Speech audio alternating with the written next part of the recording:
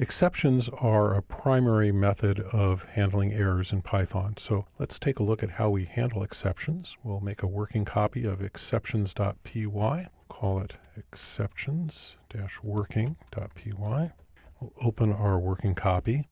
And here we have a very simple little script that reads lines of text from a file. And there's the text file there.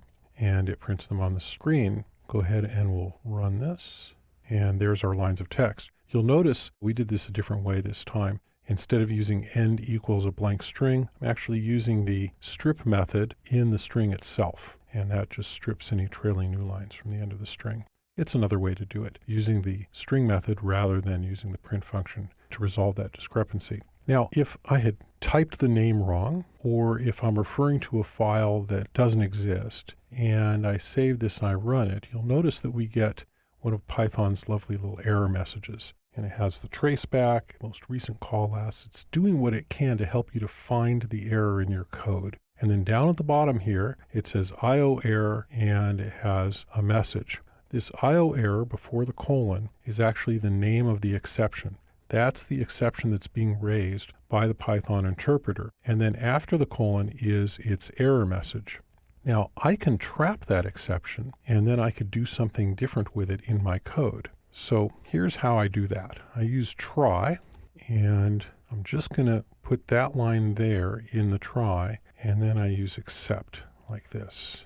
And I can print a message. I can say, could not open the file. And then I don't want this to run, so I can put that in the else. Put the else there. And so now what I have, if I save this and run it, I'll just get this little message, could not open the file, come back tomorrow, and it doesn't try to read the lines in it.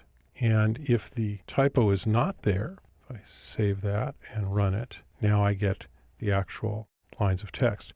Now, this will actually catch any error at all, because I just said except like that. If I want to just catch that particular error, I say except IO error.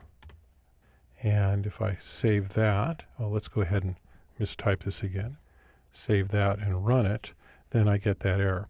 So it's sometimes useful to go ahead and let Python give you that error message, because that's the easy way to find out which error it's going to raise. I can also get the error message itself. I can say as E, like this, and then instead of come back tomorrow, I can give it that error message like this, and then save and run. And it says, could not open the file, error 2, no such file or directory. And there we have something that's actually useful for the user. Now we can actually, if we want to, we could put all of this code up here in the try, and it doesn't hurt anything to do it that way.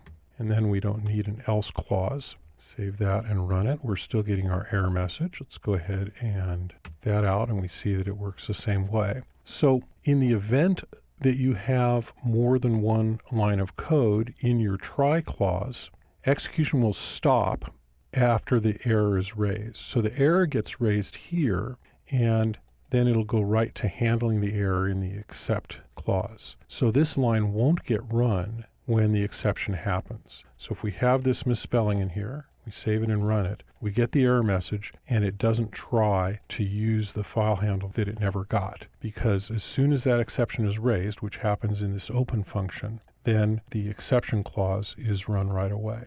So you'll see this pattern commonly, where a number of lines of code will be put in a try block.